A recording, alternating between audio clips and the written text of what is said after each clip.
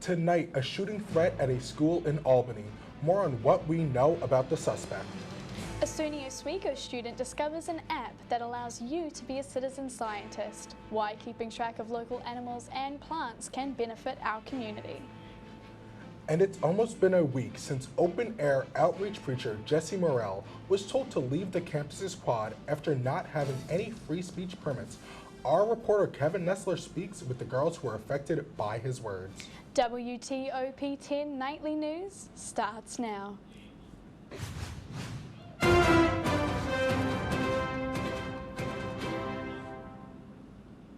Good evening and welcome to WTOP 10 Nightly News. I'm Joseph Vanderweg. And I'm Maddie Hewitt.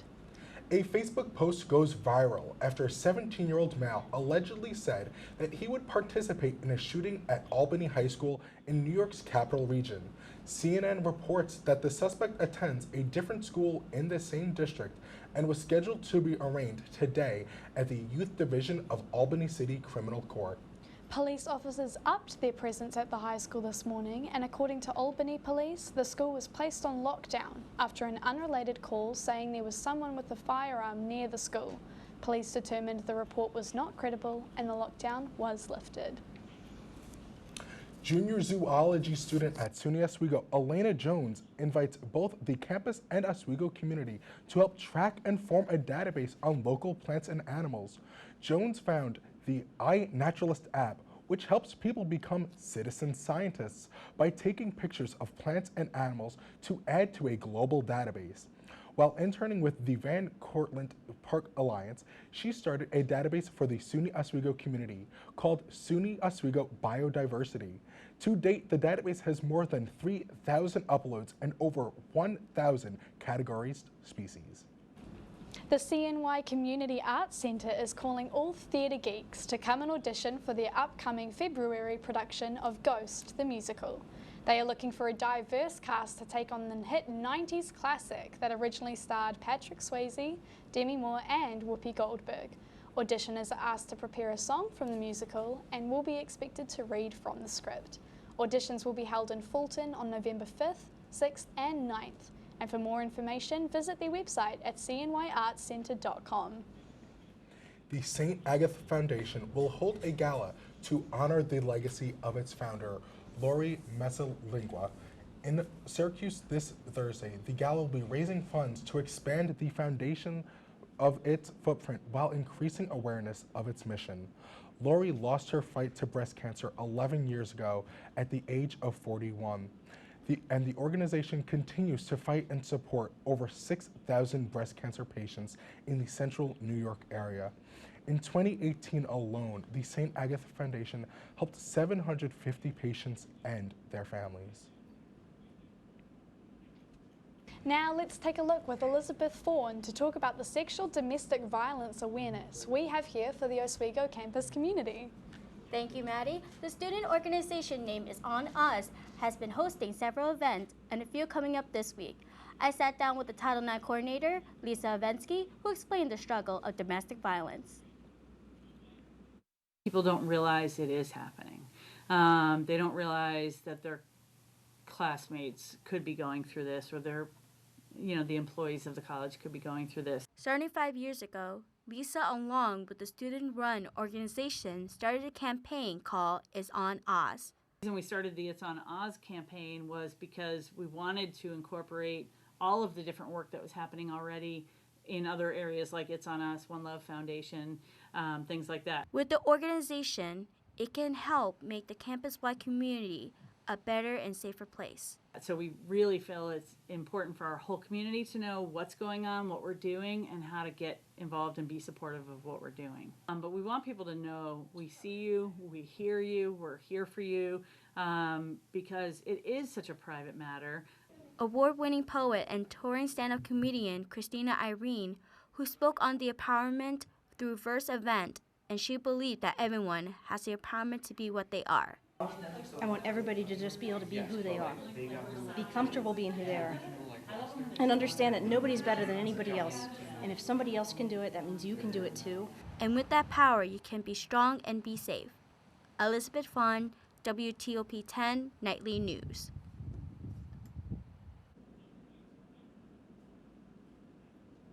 It's On Oz is hosting a pledge day to take a stand on sexual and interpersonal violence. You get to meet the members of the campaign and receive a free t-shirt. The event will be located tomorrow at 10 a.m. in the Murano Campus Centre concourse. Follow It's On Oz's social media and email title9@oswego.edu for more information. Almost a week ago, open-air outreach preacher Jesse Morrell was removed from the SUNY Oswego Quad for spreading his beliefs without free speech permits. Word of his presence on campus spread quickly, but most may not know how it affected some students. Our Kevin Nestler reports. Chaos emerged here last Wednesday at around 1:45 p.m., where a local protester off campus shared a very unpopular opinion. A man who goes by St. Jesse Morrell showed up unexpectedly in the quads and began to shout derogatory remarks targeting the LGBT community from a very religious perspective. Well, my target audience is those who disagree with me. Like I said, I want to engage the culture on the issues of the day. I want to debate it. I'm coming from a Christian perspective. I know a lot of people are coming from a liberal perspective.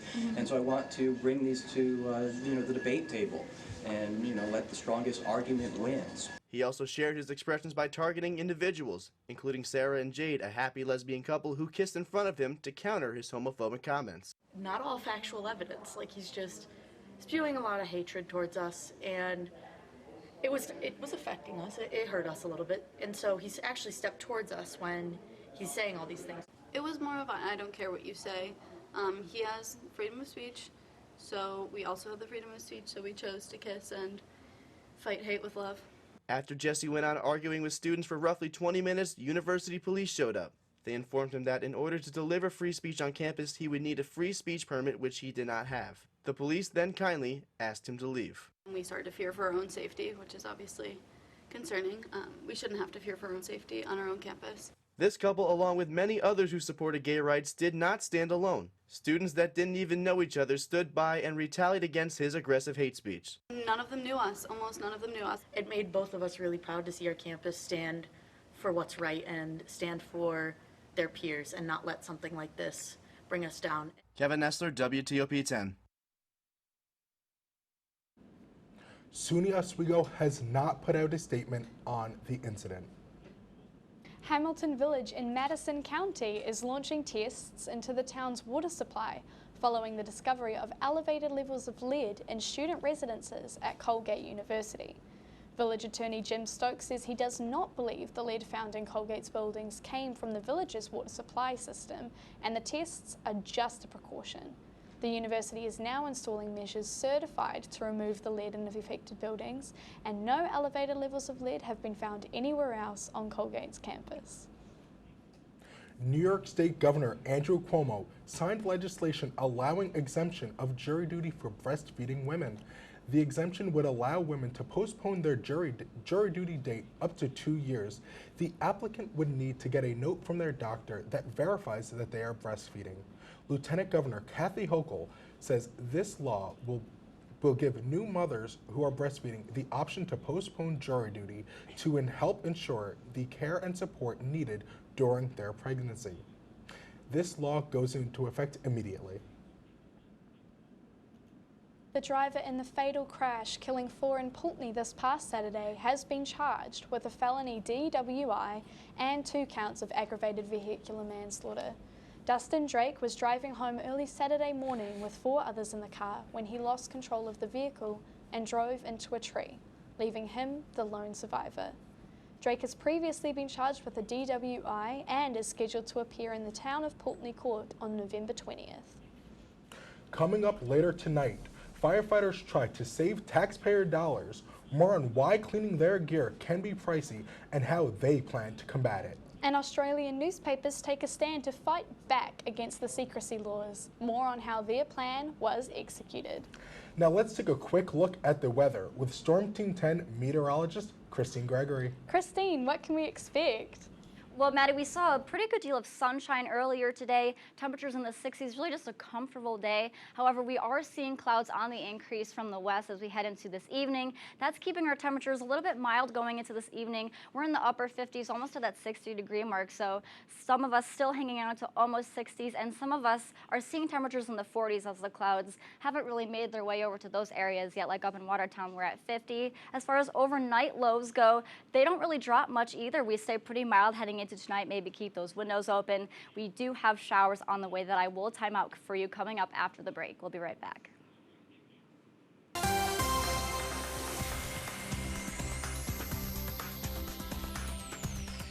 Welcome back. I'm your Storm Team 10 meteorologist, Christine Gregory. I want to start us off showing today's high and low. Today we made it to a high of 65 today, which was a huge rebound from this morning when we were in the 40s. We were clear overnight last night, and with that sunshine we saw today, we were able to rebound pretty quickly to have those warm temperatures we saw today, a little bit above average for this time of year as well. Temperatures, though, have cooled down just a little bit, but we're still on the mild side. We're in the upper 50s, 58 here in Oswego. Watertown seeing 50, a little bit cooler. Our radar in-satellite is showing that we are clear, but we do have clouds on the rise, even some hints of some shower activity off to the west. That is all due to our next weather system that we're going to be seeing heading into our area starting tomorrow afternoon, bringing in some widespread rain showers across the region. So I'll time those out for you. Starting at 11 o'clock tonight, you can see we'll have most of the clouds worked their way in. Overnight lows in the 50s, and by Tuesday morning you can see we're still dry, but we have that line of showers moving through. The majority of those showers won't really hit us here in Oswego until around your 11 o'clock noon hour. Then once we head into the afternoon, you can see the showers are still going on pretty widespread all the way throughout your Tuesday evening, sometimes heavy with heavier downpours, so definitely watch out for pooling and ponding on the roadways for tomorrow evening.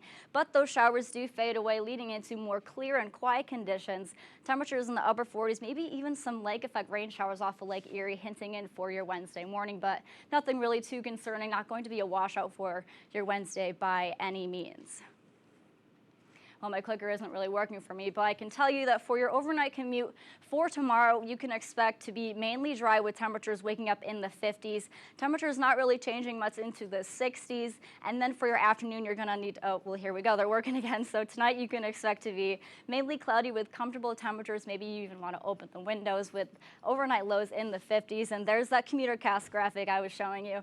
Tomorrow morning, all is clear. And then for tomorrow afternoon, that's when those showers are going to make their way into the area. So just keep an eye if you are heading out the door tomorrow evening. And your 7-day forecast for the next 7 days, you can see temperatures remain pretty average for this time of year into the 60s into your later part of your week. For your showers on Wednesday and Thursday, we don't really see really heavy showers. You stay mostly dry for Wednesday and Thursday, but Friday we do have another system moving through. Saturday and Sunday look to be an improvement, but we do cool down with temperatures going into the 50s. Sunday into Monday looking much drier and sunnier, highs in the mid-50s. Stay tuned for more nightly news. You're watching WTOP 10 at 9. We'll be right back.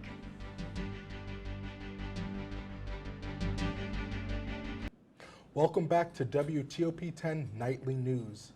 Our tornado touchdown in Dallas left thousands without power this morning. With winds reaching 140 miles per hour, the storm damaged countless houses, utility poles, and 3 people with minimal injuries. Mayor Eric Johnson says the city should feel very fortunate that the injury toll was so low. As states from Tennessee to the Gulf Coast prepare as for a cold front following the tornado, Dallas awaits the National Weather Service report surveying the storm today and tomorrow. Some creative firefighters in Ohio are not only saving taxpayer dollars, they're keeping their gear cleaned so they don't breathe in carcinogens. Judith Rittner explains how they used some brain power to come up with the custom dryer. Is just a series of PVC pipes put together. We have a bouncy house blower of all things, is what we're using to drive air into it. This dryer machine was handmade by Xenia firefighters, taking them about 36 hours to build. Commercial units run anywhere between $7,000 to $12,000, and we built this one for just under $1,000. National guidelines require firefighters to wash their gear after every fire. Most have 2 sets, but if they respond to more than 1 fire in a day, they're in trouble. We can't put it in the dryer because the heat will degrade the fire gear.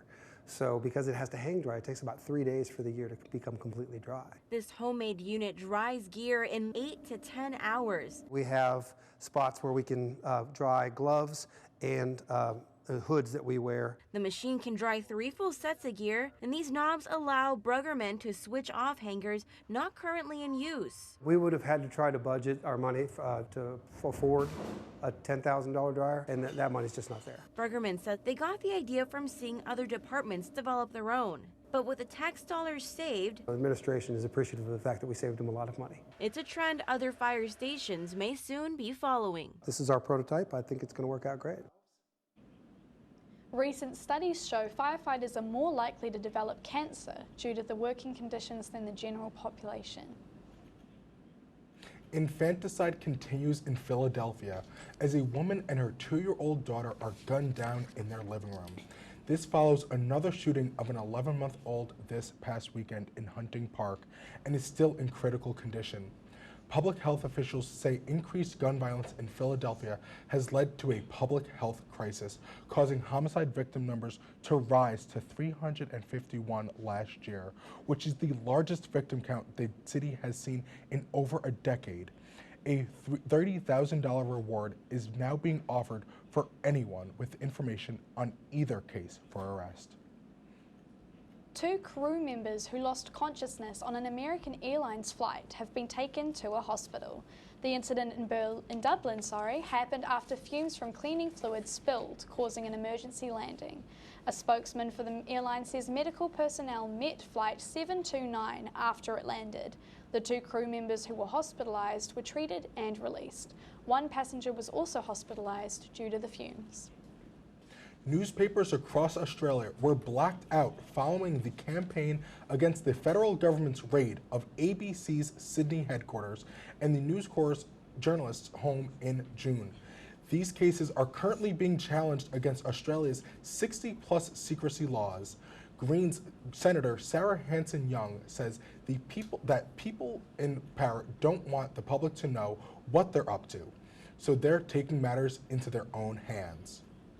Abortion and same-sex marriage is now legal in Northern Ireland for the first time. This comes after new legislation from the British Parliament said this past July that they support abortion rights and same-sex marriage. The amendment went into effect today at midnight in Ireland's Greenwich Mean Time. Coming up in sports, Brian Rudman. Brian, can you give us a quick preview? Of course I can. Coming up after the break, the men's soccer team accomplishes something for the first time since 2014, and I'll bring you up to date on the latest from the NFL. All this and more coming up. You're watching WTOP 10 Nightly News. We'll be right back.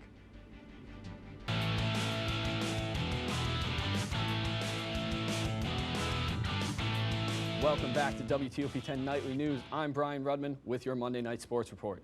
We'll start in the wheelhouse as this past Saturday, the Oswego State men's hockey team kicked off their 2019-2020 slate with a dominant 9-1 victory over the Carleton Place Canadians in an exhibition game.